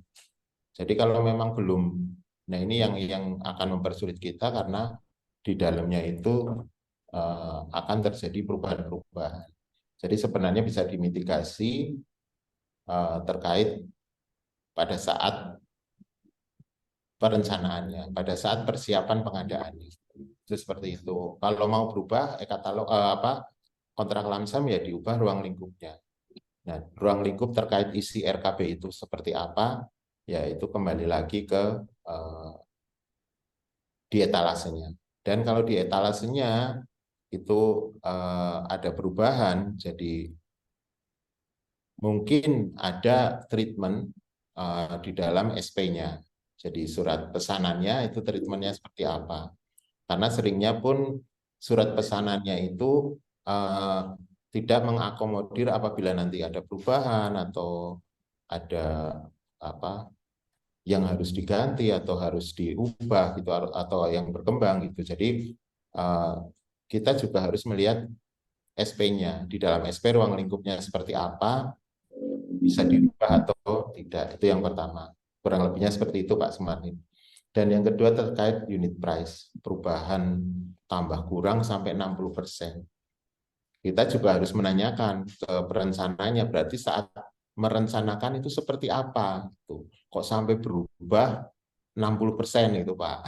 Jadi berubah kok sampai 60% ini biayanya nggak berubah tapi isinya berubah. Sama saja mungkin menjadi redesign kalau menurut saya. Jadi desain ulang itu. Tapi yang mendesain malah akhirnya bukan perencananya tetapi penyedia jasa pelaksana konstruksinya. Memang sih tidak ada batasan terkait itu. Karena mungkin tadi ada keadaan kahar atau kondisi lapangannya memang sama sekali berubah. Sama seperti tadi malam saya juga dapat pertanyaan umur perencanaan, itu bukan umur perencanaan umur gedungnya, tapi hasil desainnya itu sebenarnya punya umur rencana atau enggak gitu. Nah, itu sedang jadi perbincangan resmi juga di karena dianggap tindak pidana tipikor karena desainnya itu perubahan desain itu dianggap tindak pidana korupsi juga oleh satu lembaga gitu. Jadi padahal kan sebenarnya kalau memang lapangannya tidak sesuai ya harus diubah kan desainnya, atau mungkin ada perubahan norma standar pedoman itu kan. Kalau dulu mungkin sebelum ada gempa Palu kita memakai aturan gempa yang lama. Terus setelah ada gempa Palu 2019 kita harus mengikuti NSPM yang baru. Itu kan otomatis perencanaan harus disesuaikan dengan norma-norma konstruksi, aturan konstruksi yang baru. Jadi unit price itu ya nggak ada batasannya berubah berapa persen. Tetapi dalam pengadaan barang dan jasa kan kita di samping secara regulasinya harus dipenuhi, kita juga tetap harus menggunakan logika juga harus terpenuhi. Jadi update peraturan, update norma, pedoman, standar itu juga tetap harus dilaksanakan terkait juga dengan logikanya. Tapi kalau sampai berubah 60% itu ya kita juga harus mempertanyakan perencanaannya itu dulu seperti apa gitu. Kok sampai berubah 60% dibiarkan. Begitu Bu, begitu Iya. Pak Sumarlin ya. Oke. Bu Luciana mesti Iya. tertawa ini ada perubahan 60%. Iya, Pak. Iya. Pak, masuknya mungkin wajar nggak wajar aja Pak ya. Peraturan Iya, mungkin iya. tidak ada mengatur sampai Logis berapa nggak persen. logis kan gitu, Logis Bu. tidak logis ya. Oke, makasih Pak Anwar. Kita masuk ke penanya kedua ini yang secara langsung Pak Didik Darmadik. Silakan Pak. Langsung saja ditanyakan ke Pak Anwar.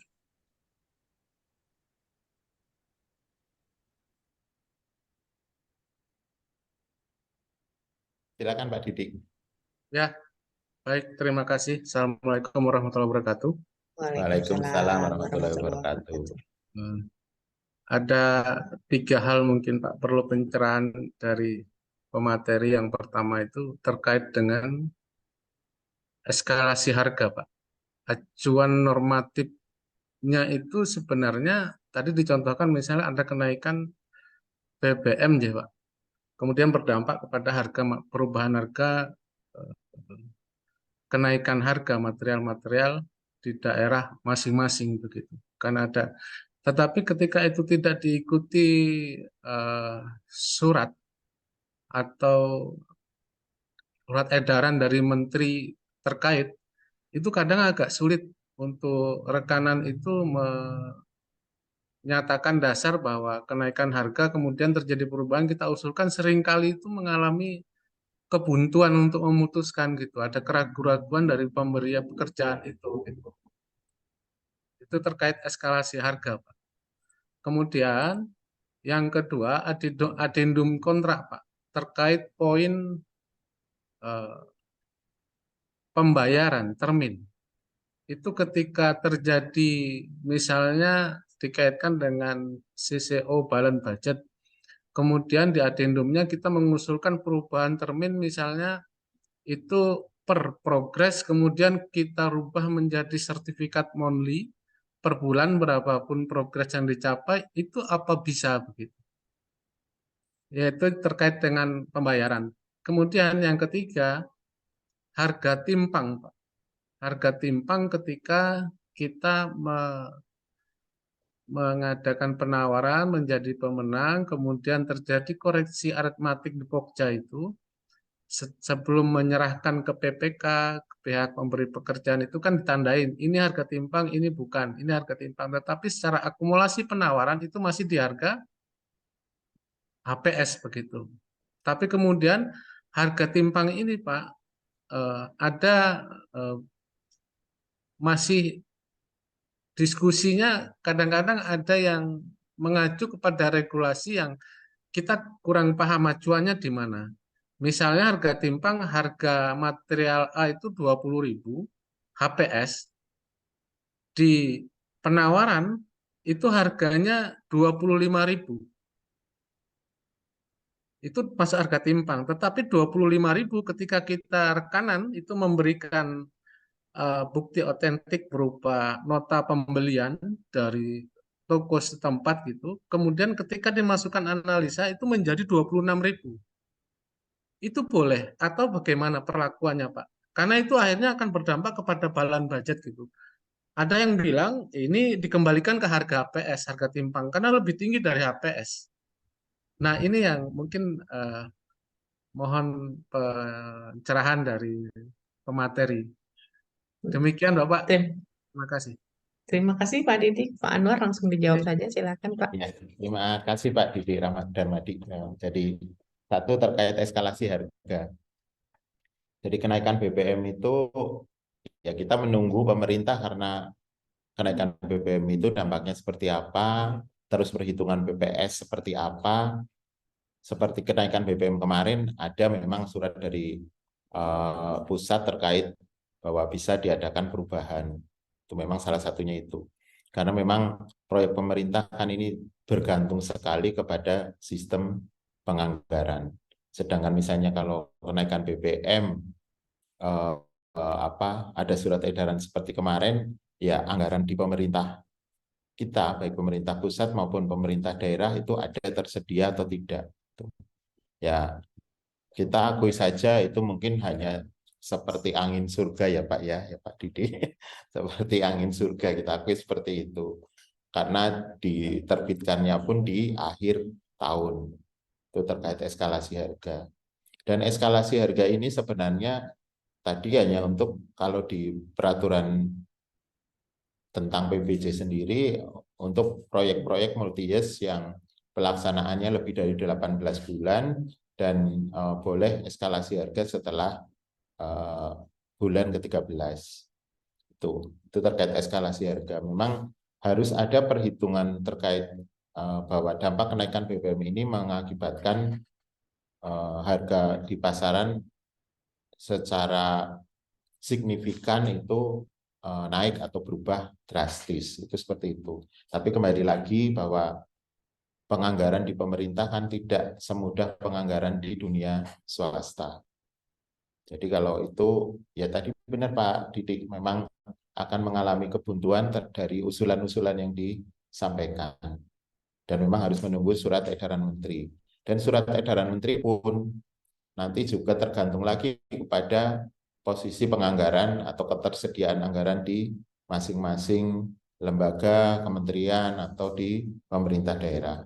Itu terkait eskalasi harga. Terus yang kedua terkait adendum kontrak untuk pembayaran termin. Jadi memang masih balan budget dari progres menjadi MC misalnya, menjadi monthly certificate. Jadi yang salah satu yang tidak boleh diubah di dalam kontrak itu adalah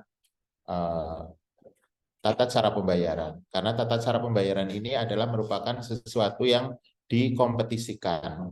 Jadi sesuatu yang dikompetisikan, misalnya pemberian uang muka, terus pembayaran, itu sesuatu yang tidak boleh diubah di dalam kontrak kita. Jadi memang kamu mampu nggak sebenarnya secara keuangan apabila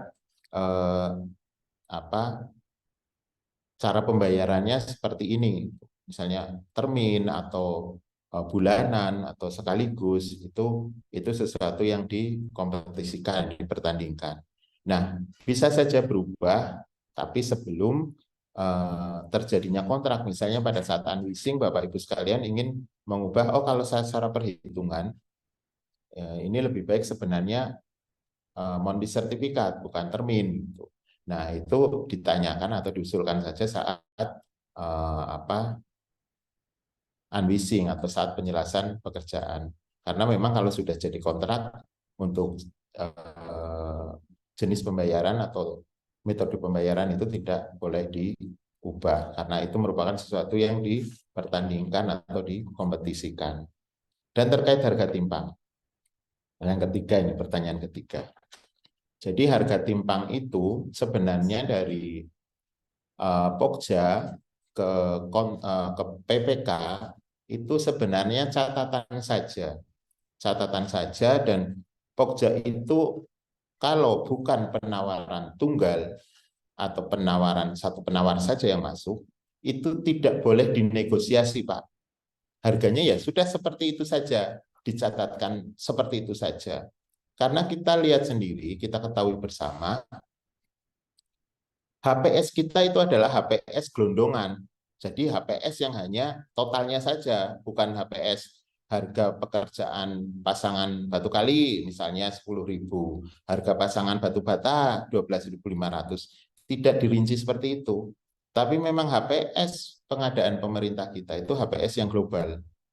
Jadi kan membangun puskesmas 200 juta rupiah misalnya, atau 2 miliar rupiah. Tapi tidak diurai di dalam itu di puskesmas itu harga jendela berapa rupiah, harga misalnya kloset, pemasangan kloset, atau pemasangan lantai keramik berapa rupiah, kan tidak seperti itu. Tapi gelondongan. Makanya ketentuan di dalam evaluasi, apabila bukan penawar tunggal dan sudah ada kompetisi, ya sudah seperti itu harganya. Kecuali penawar tunggal harus dinegosiasi. Tapi kalau bukan penawar tunggal, lebih dari satu, yaitu sudah seperti itu.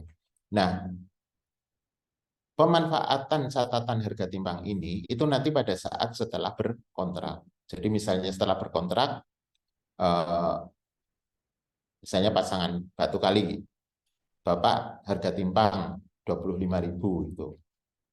Dan di HPS 20.000. Itu HPS itu berguna hanya untuk sebagai standar untuk volume yang ditambahkan.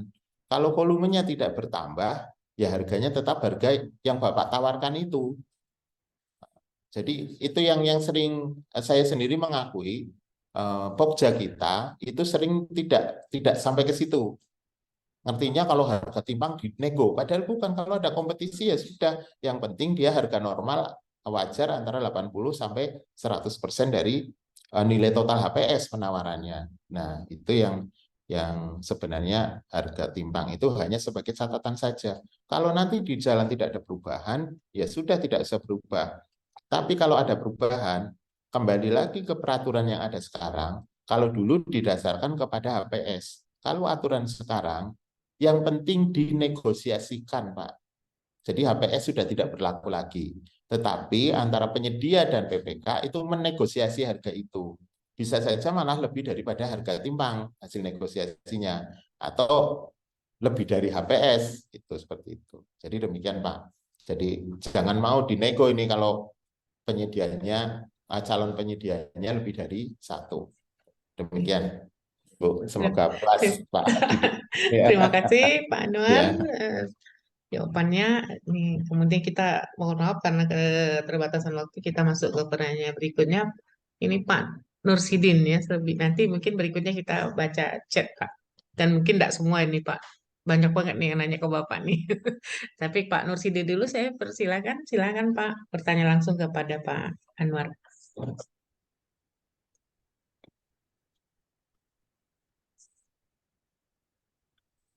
Pak Nursidin. Halo, Pak Nursidin ada nggak? Atau belum ada? Pak Belum ada Kumbara. kayaknya. Wah, kita masuk ke Pak Kumbara. Silakan Pak Kumbara saja untuk bertanya, Pak.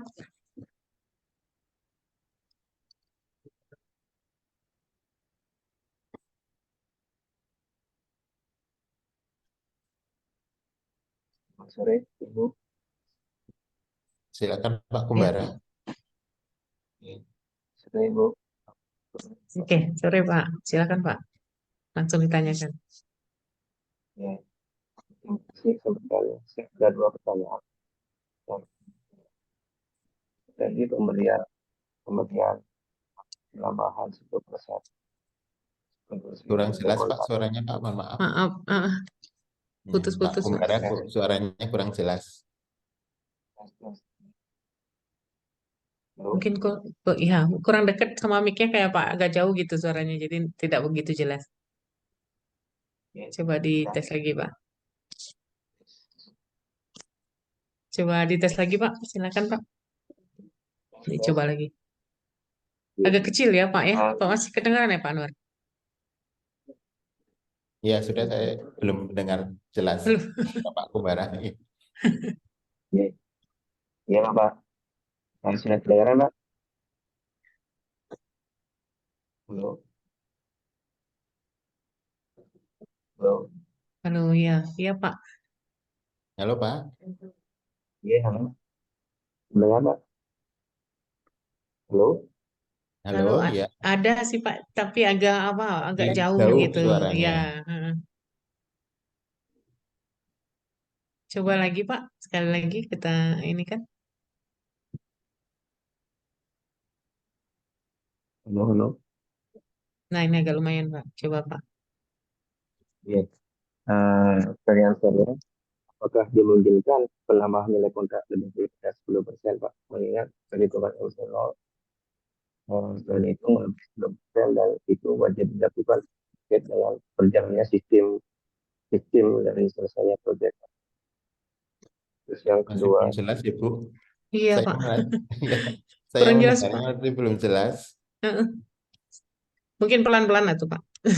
Coba di ini ya, karena agak jauh. apakah memungkinkan nilai kontrak lebih dari 10%? Itu yang pertama. Terus yang kedua, apakah memungkinkan untuk dilakukan penarikan termin pada masa diberlakukan eh, pelemahan pemberian kesempatan untuk 50 hari? Yang kedua pemberian Oh, kesempatan ya Pak. pemberian termin kan, ya Pak ya. Pemberian bisa diulangi Pak yang kedua Pak? Ya, yang pertama juga saya belum jelas Bu. Ini kayaknya ada masalah Iya, ini, mohon ada maaf. masalah dengan suara. Iya. Jadi Atau mungkin ditulis saja Pak Kumbara. mohon maaf Ditulis belum saja. bisa. Ya. Mungkin kita ke penanya Pak satu Prima. lagi Pak Prima. Mohon maaf Pak Kumbara ya, bisa ditulis di room chat. Pak Prima mungkin tinggal satu untuk yang ini ya, yang bertanya langsung.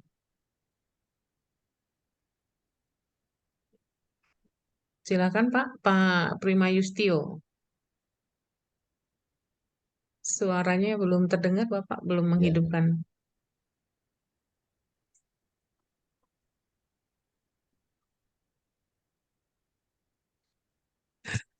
Ya, mohon maaf tidak terdengar Pak Prima. Ya.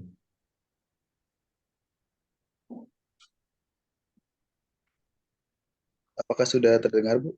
Nah, ini baru Sudah. terdengar. Silakan Pak. Sebelumnya izin Pak, Bu, saya Prima Istio dari mahasiswa Teknik Sipil ITERA. Di sini saya izin bertanya kepada Pak Anwar terkait dari perubahan terutama di CCO pada pelaksanaan proyek konstruksi ini. Saya ingin bertanya, dalam pelaksanaan CCO sendiri, apakah ada batasan gitu Pak? Seperti saya kan sedang melakukan penelitian ya Pak terkait tentang perubahan kontrak ya CCO ini. Untuk studi kasus yang saya pilih ini ada terjadi sekitar 3 kali CCO gitu Pak. Dan apakah itu bisa dilakukan? Kemudian yang kedua, untuk penambahan nilai kontrak sebesar 10% itu apakah dihitungnya berdasarkan dari total nilai proyek sendiri atau berdasarkan item pekerjaan? Kalau saya lihat berdasarkan beki dari proyek tersebut itu untuk totalnya emang dia peningkatannya sebesar 10% gitu. Kemudian ketika saya cek untuk nilai dari per item pekerjaan itu ada yang pekerjaannya itu meningkat nilainya itu sebesar 90% dan ada juga pekerjaan yang berkurang sekitar 90% Pak.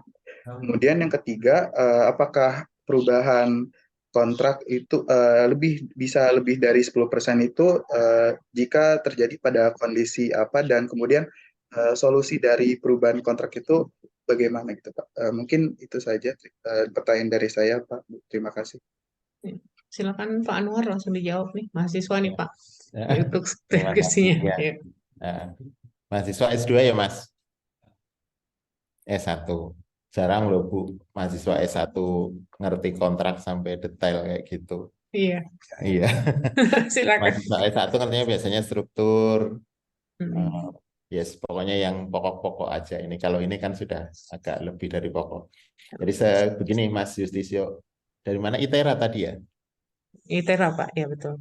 Nah, ITERA itu di mana? Di Sumatera Di Utara, Lampung, Pak. di Di Lampung. Lampung. Ya. Oke, ya. Nah, jadi begini Mas Justisio, jadi dalam melaksanakan apakah ada batasan CCO 3 kali gitu ya? CCO itu boleh berkali-kali. Tapi ya itu tadi kembali lagi ke logika kita, kalau di dalam aturannya kan tidak dibatasi berapa kali itu. Saya juga pernah ada proyek yang sampai adendum ke 9. Ya, jadi tidak dibatasi aturannya harus maksimal 3 kali atau 2 kali atau 1 kali, itu enggak ada aturan itu memang didasarkan pada kebutuhan di lapangan itu seperti apa, itu CCO. Jadi kalau nanti dalam penelitiannya ya kesimpulannya jelas bahwa CCO itu tidak boleh lebih dari 3 kali, yang pertama. Yang kedua tentang penambahan nilai kontrak 10%. Itu memang terhadap total nilai kontraknya. Jadi kalau yang di dalam berubahnya seperti apa ya, yang penting nilai kontraknya itu yang maksimal ditambah 10%. Itu peraturan yang saat ini. Karena memang peraturan lama itu ada yang bertanya juga, yaitu Pak Mirwan, terkait Perpres nomor 54 itu ya, saya menjawab yang di luar juga, itu kan sudah tidak berlaku. Jadi peraturan yang sekarang itu yang berubah adalah nilai kontraknya. Seperti tadi pertanyaan dari Pak Sumarlin, itu juga ada yang berubah 60%, ada di dalamnya gitu. Ya tidak apa-apa itu berubah seperti itu, sebanyak itu. Tapi nilai kontraknya tetap maksimal dibatasi 10%, tidak boleh lebih. Jadi kalau mau berubah ya, tapi ya tetap lagi bahwa secara umum pengadaan itu harus ada logikanya juga gitu. Kira-kira pantas enggak gitu. Jadi jangan hanya bersandar kepada peraturan atau regulasinya terpenuhi tapi logikanya enggak ya jangan dijalankan. Terus yang ketiga, perubahan kontrak bisa enggak lebih dari 10% atau karena keadaan tertentu. Dan itu belum pernah terjadi, malah justru kalau misalnya keadaan kahar kan seringnya dihitung ulang dari depan atau malah dihentikan kontraknya. Itu kalau keadaan kahar. Kalau keadaan kahar bisa menghentikan kontrak, misalnya ternyata setelah dihentikan kok tidak bisa dilanjutkan lagi, ya berarti ada perhentian istilahnya tetap gitu, bukan perhentian sementara, tapi bukan putus kontrak ya, tapi kontraknya memang dihentikan secara permanen. Tapi kalau untuk kontrak nilainya lebih dari 10%, itu belum pernah terjadi. Karena memang regulasi kita masih seperti itu. Jadi regulasi kita masih membatasi seperti itu. Dan kalau lebih dari 10%, nanti ya mesti banyak tanda tanya. Auditor, terus tetangga-tetangga yang lain, itu. Tetangga dari lembaga pemerintah tentunya yang lain itu akan banyak bertanya. Demikian Mas Justisio. Semoga penelitiannya lancar, cepat jadi sarjana ya. Amin, amin Pak. Nanti Iya. seperti sarjana sampai S3 loh. Iya, kalau bisa sampai S3 ya, Pak. Iya. Prima. Oke. Pak, ini kita mungkin masuk ke ya, sama-sama Pak. Kita masuk ke berikutnya ke tanya jawab yang di chat nih Pak. Tapi kalau dari target utama agaknya molor dikit bagaimana Pak? Masih bisa kali sekitar berapa Pak kita toleransi Sudah Pak? 5 ditunggu, menit? Bu. Oh, udah ditunggu. Iya, Oke. sudah ditunggu, Oke, mohon maaf. secepat-cepatnya lah ya Makanya kita saya 5 juga menit. jawabnya cepat-cepat ya. Nah, ini beberapa mohon maaf tidak bisa semua dibacakan, tapi langsung dijawab saja Pak. Ini Pak Mirwan tadi sudah dijawab ya Pak, ikut peraturan yang baru. Yang Pak Hari Bakti ini Pak, bagaimana kalau menurut saya? Faktor penyebab perubahan kontrak pada poin 2, perbedaan kondisi lapangan pada saat pelaksanaan dengan gambar dan atau spesifikasi teknis atau KAK dalam dokumen kontrak sering terjadi karena pihak perencana, konsultan perencana dan survei lapangan tidak dilakukan dengan cermat dan detail. Sehingga hal tersebut sering terjadi dan jadi memakan waktu, Pak. Ya, Ini sebenarnya sebenarnya ada Silakan Pak. Sebenarnya kalau perencana itu kurang detail atau terjadi perubahan di pelaksanaan kontrak, itu kan juga sudah diakomodir di aturannya, boleh dilakukan penambahan waktu terkait karena adanya perubahan desain atau perubahan kondisi lapangan. Baik Pak, berarti memungkinkan ya Pak ya? Ya. Oke, kemudian dari Pak Mulya ini mungkin sudah dijawab juga Pak tadi ya, perubahannya volume sebesar 30% katanya. Apa dibenarkan atau diterima? Dibenarkan tapi dari ya, peraturan ya, tapi dari kewajaran ya Pak. iya. Kemudian ini ada beberapa pertanyaan. Apakah pelaksana kontrak pekerjaan dapat mengajukan penambahan waktu ketika sisa waktu pelaksanaan pekerjaan tidak mencukupi, Pak? Dalam pelaksanaan pekerjaan, sedangkan pekerjaan belum selesai. Apa yang mendasari hal tersebut? Serta risikonya, Pak. Ya, Silakan, jadi Pak. penambahan waktu itu kan satu bisa karena kompensasi waktu, dua karena memang kesalahan penyedia jadi tidak on time gitu, tidak tepat waktu dalam pelaksanaannya. Dua-duanya diperbolehkan, tapi kalau kompensasi waktu itu cenderung karena keadaan kahar. Jadi atau karena tadi misalnya perencanaan yang tidak sesuai dengan kondisi itu bisa berakibat kepada kompensasi atau pemberian tambahan waktu dan tidak dikenakan denda.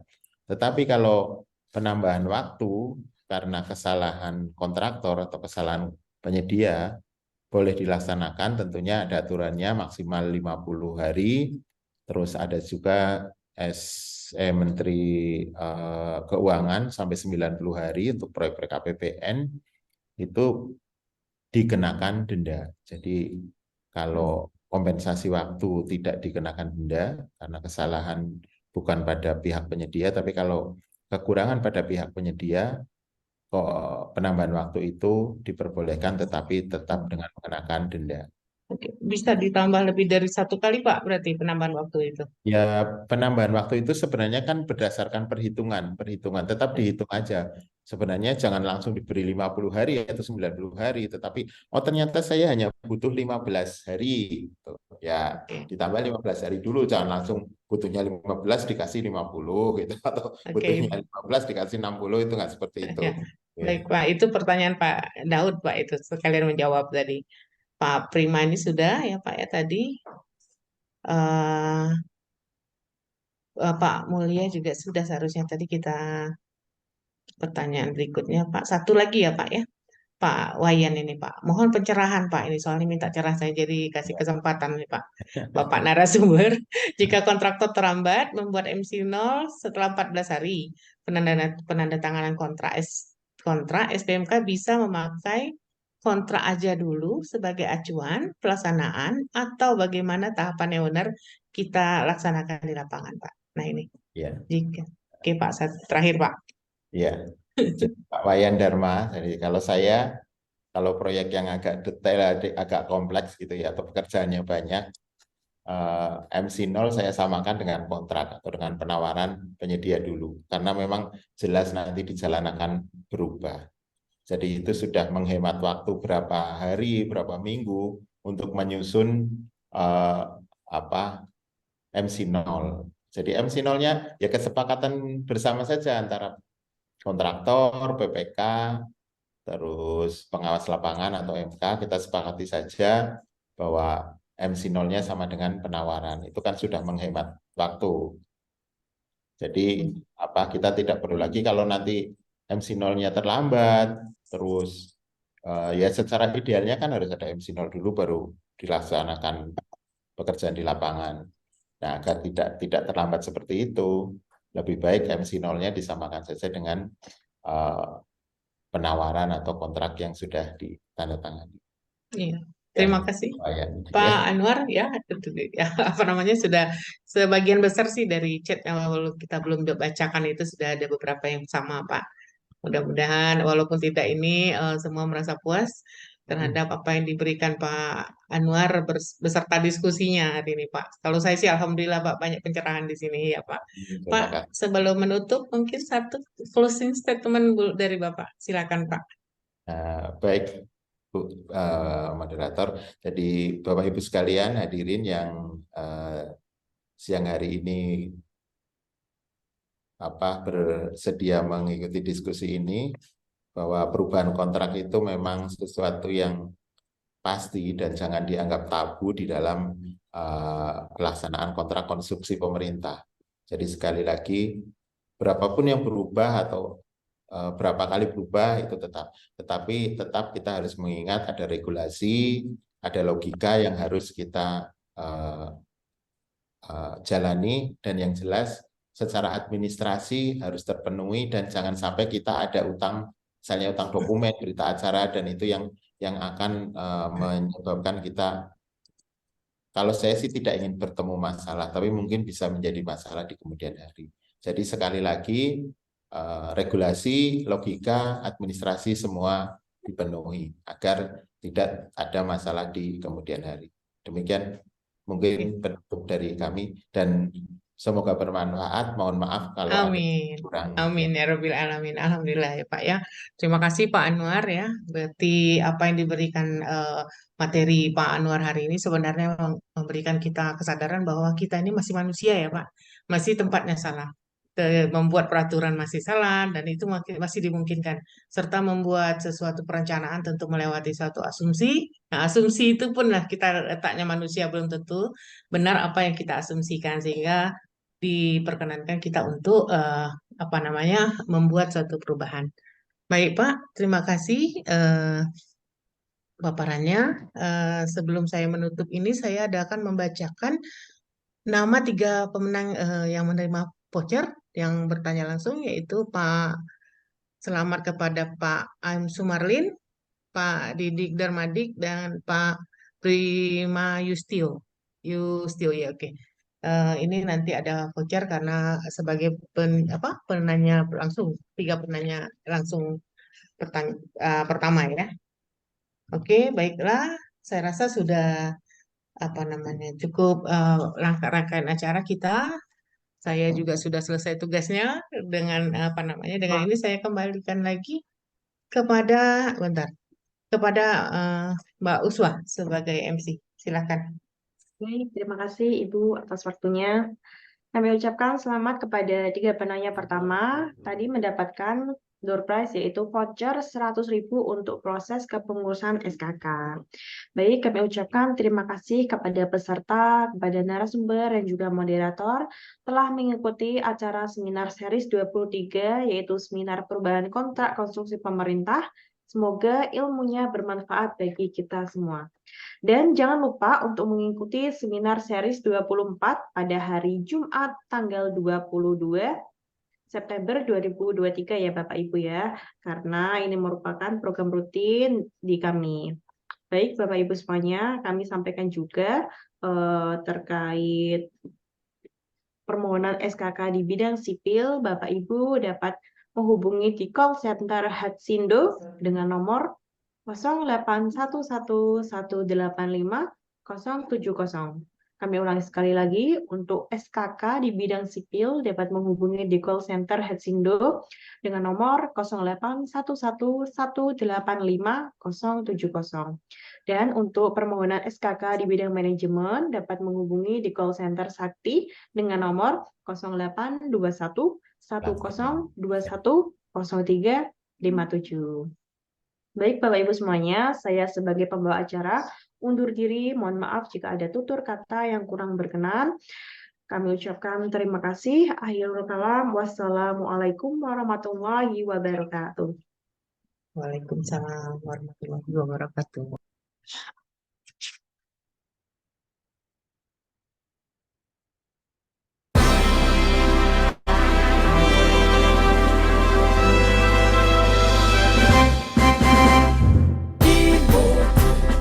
Peri tercinta bersinar dalam kemajuan, inovasi dan teknologi jadi kekuatan membangun masa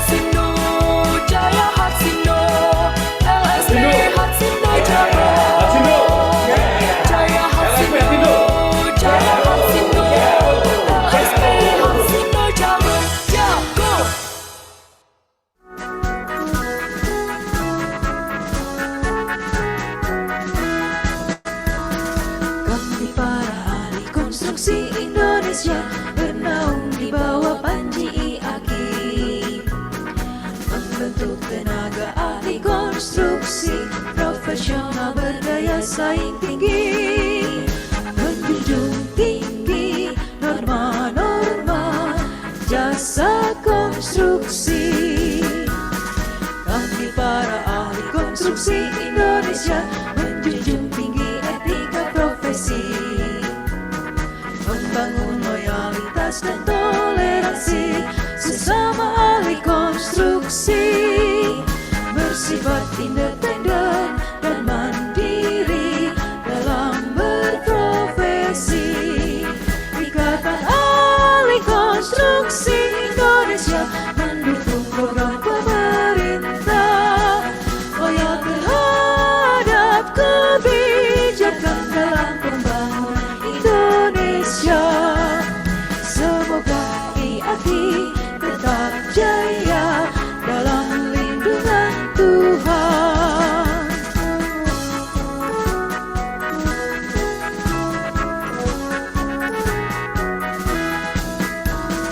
Kami para ahli konstruksi Indonesia bernaung di bawah panji IAKI, membentuk tenaga ahli konstruksi profesional berdaya saing tinggi, menjunjung tinggi norma-norma jasa konstruksi. Kami para ahli konstruksi Indonesia menjunjung tinggi etika profesi, membangun loyalitas dan toleransi sesama ahli konstruksi, bersifat independen